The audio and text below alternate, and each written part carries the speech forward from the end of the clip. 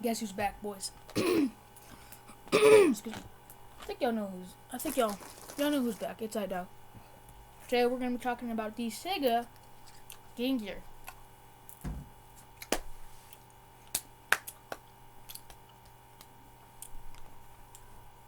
Alright, Sega Game Gear is Sega's first and currently only, I say currently because you never know, handheld console system.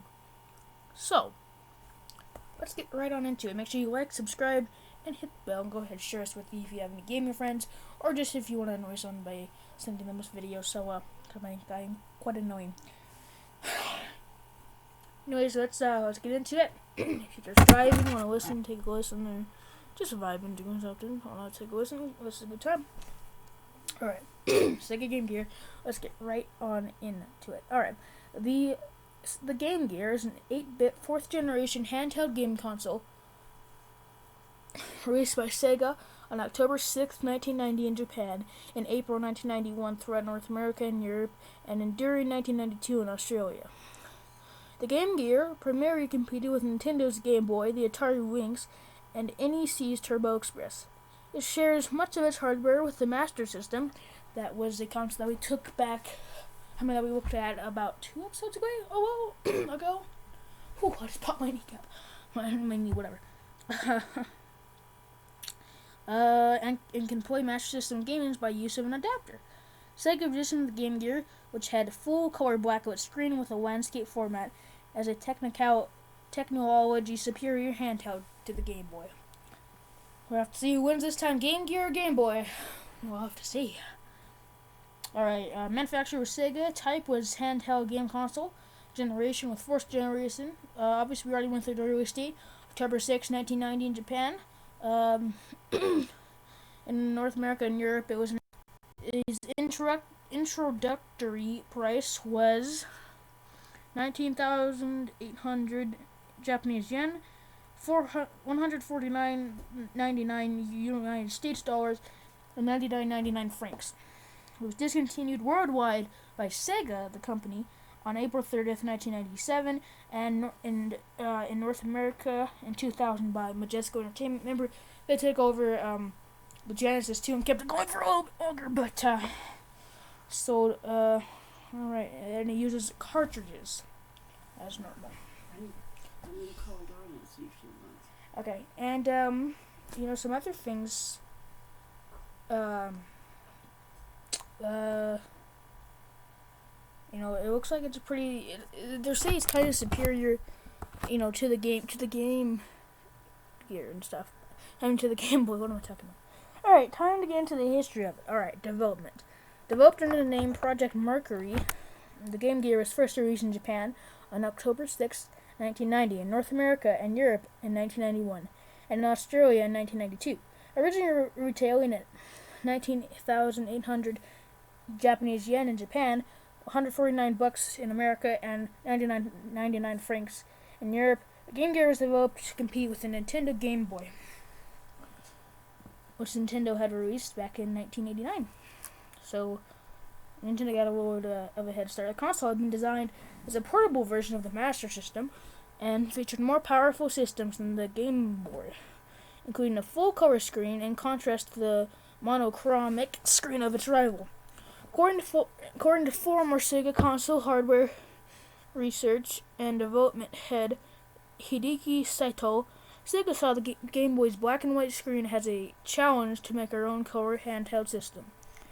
To improve upon the design of their competition, Sega molded the Game Gear with similar shape to a Genesis controller, with the idea being that the curved surfaces and longer length would make the Game Gear more comfortable to hold than the Game Boy.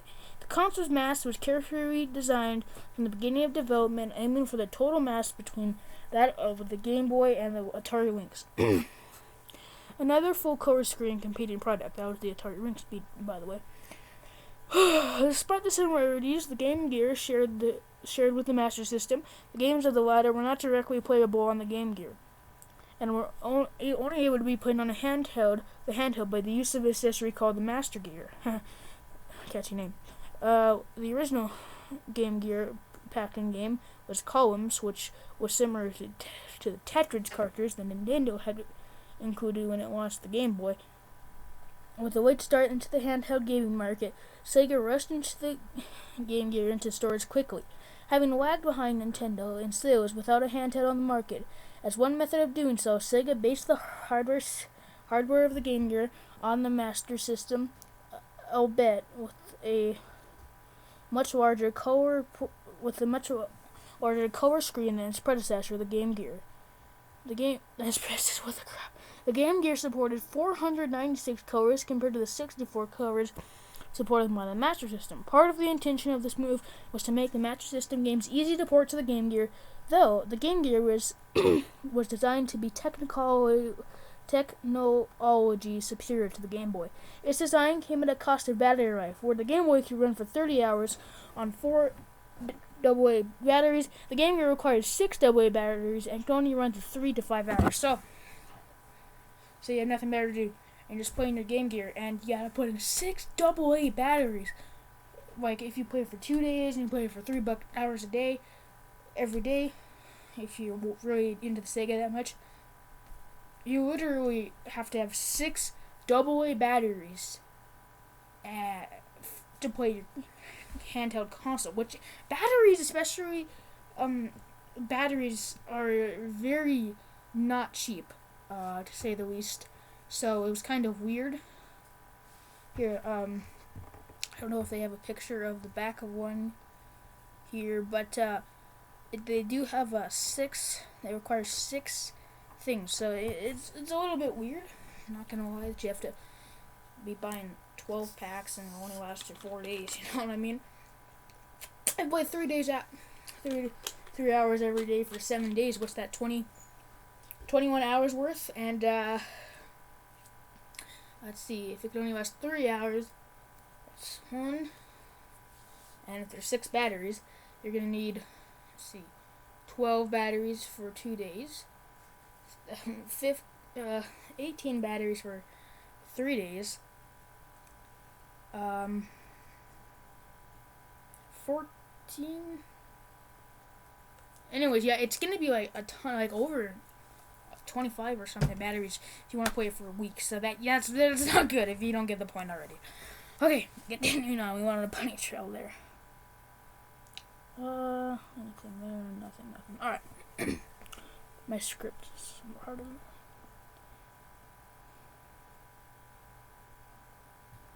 With its quick launch in Japan, the handheld sold 40,000 units in its first 2 days, which is pretty good. 90K within a month, and the number of back orders for the system was over 600,000. According to Sega of America marketing director Robert Botich, there is clearly a need for a quality portable system that provides features other systems have failed to deliver. This means easy-to-view, full-color graphics and exciting quality games that appeal to all ages. Before the Game Gear was launched in 1990, Sega had success in the marketing its 16-bit home console, the Sega Genesis. This is a release of marketing, that's the subject now. By advertising it as a more mature option for gamers, in keeping with this approach, Sega positioned the Game Gear as a grown-up option compared to the Game Boy. Okay then, and while Sega's marketing in Japan did not take this perspective, instead opting for advertisements with Japanese women featured in the handheld. Sega's worldwide advertising prominently, what the crap did I not know that, positions the Game Gear as the cooler console.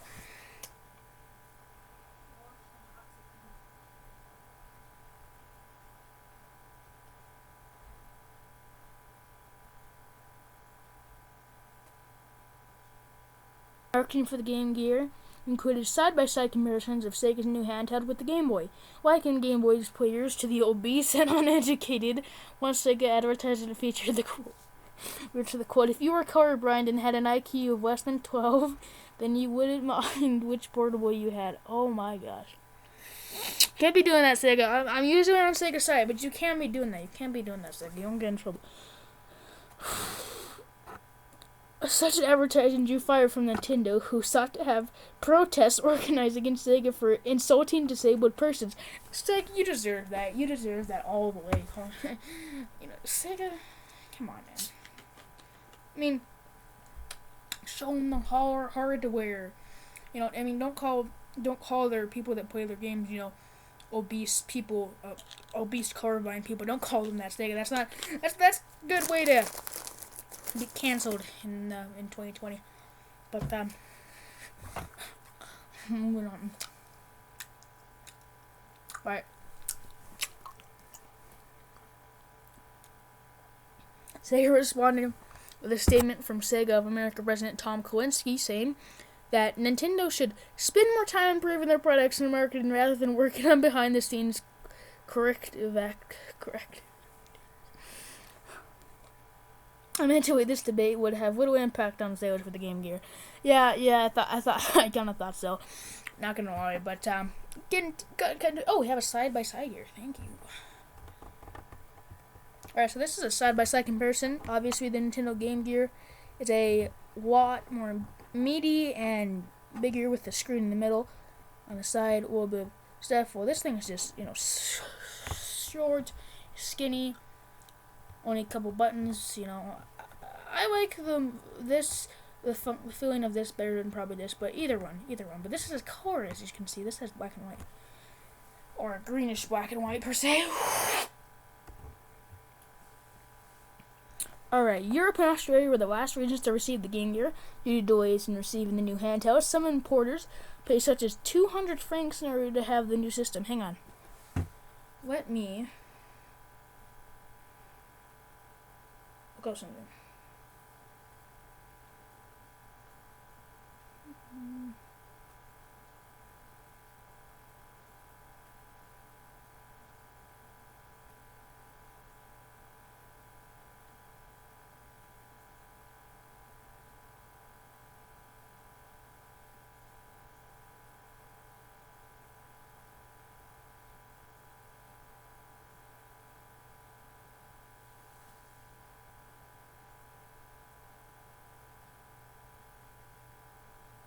What's going on?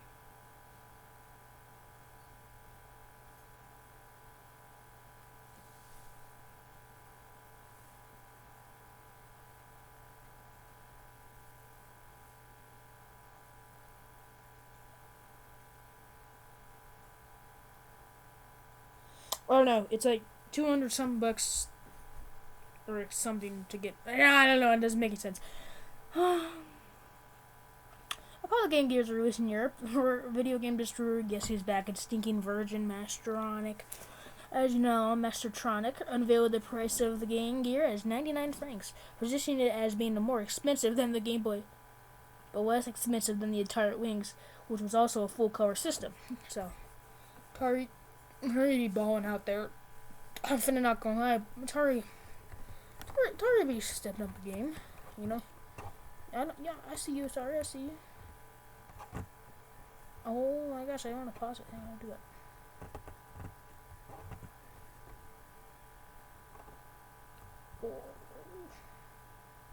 Order in the court. Gosh dang it. Okay, back to where we're taking a lot of breaks and quiet things. Marketing, United Kingdom included the use of the slogan "To be this good takes Sega," and also included advertisements with a biker with the Game Gear. Okay, so now decline. Oof. Support for the Game Gear by Sega was hurt by its primary focus on its home console systems. In addition to success of the Genesis, Sega was also supporting two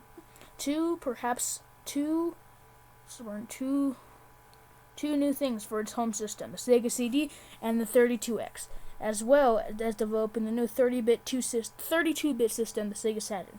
Besides selling 10.62 million units by March 1996, including 1.78 million units in Japan, the Game Gear was never able to match the success of its main rival, the Game Boy, which sold over 10 times that number. Ooh, get wrecked.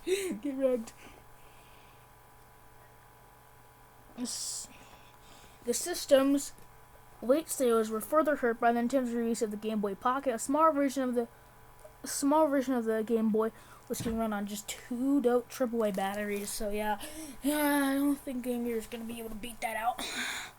Overall plans for a 16-bit successor to the Game Gear are made to bring Sega's handheld gaming into the 5th generation of video games, but a new handheld system never materialized for Sega. We've known the Genesis Nomad,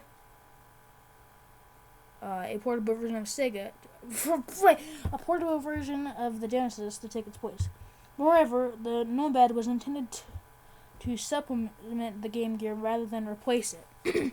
In press coverage leading up to the Nomad's release, Sega representatives said the company was not dropping support for the Game Gear in favor of the Nomad, and that we believe two can coexist. Sure. Though the Nomad had been released in 1995, Sega did not officially end support for the Game Gear until 1996 in Japan and 1997 worldwide. Though the system was no longer supported by Sega, in 2000, third-party developer Majesco Entertainment released a version of the Game Gear at US $30, with games retailing at $15. New games were released, such as a port of Super Battle Tank. This version was also compatible with all previous Game Gear games, but incompatible with TV Turner and some Master System converters. Over 10 years, on March 2nd, 2011, Sega announced that their 30th Virtual Console service on Nintendo eShop would feature games from the Game Gear. So nice. And that is about it. Alright, let's go to reception, shall we? Like a wedding reception. Alright, Game Gear surpassed the Atari Lynx and the NES Turbo Express, but lagged far behind the Game Boy in the handheld marketplace. Retrospective reception to the Game Gear is mixed. In 2008, GamePro listed the Game Gear as 10th on their list of the top of the 10 worst-selling handhelds of all time, and criticized aspects of its technology, but also stated the Game Gear could be considered a success for having nearly 11 million units sold. So, also there's a Game Gear Micro on June 3rd, 2020, as part of their 60th anniversary. Sega revealed a Game Gear Micro retro console. It's scheduled for release in Japan on October 6, 2020. And yeah. Sounds good if you want to get one of those middle ones. If you want to get one of the mini ones right here. Is the Sega Micro. There it is too. But yeah, I just want to thank everybody for tuning in today. This is the episode 7. So just about halfway through the first season. I'm looking forward to seeing what the rest has in store for us. But you know what we're going to be talking about next? We are going to be talking about, you know what we're going to be talking about next? You know, I don't know if y'all even think, no. You don't even know what we're talking about next. We're talking about the Sega CD. So, that's what we're going to be talking about. So y'all better know. Y'all better be ready when we do that, alright? Y'all better be ready. Alright, make sure you guys tune in for the next episode. But thank you so much for tuning into this episode. And I hope everybody has a wonderful game. Remember, I always leave it down in the description. If you're interested in buying one of these things, I always leave a link down in the description about how you can buy it. I don't care what the price is. At the first one I see, put it up there. But hope everybody has a great day today. Thank you so much for tuning in to my show. This was Game Collectors Season 1, Episode 7, with your host, Isaac iDog. Have a great week, and I'll see everybody later. iDog, out.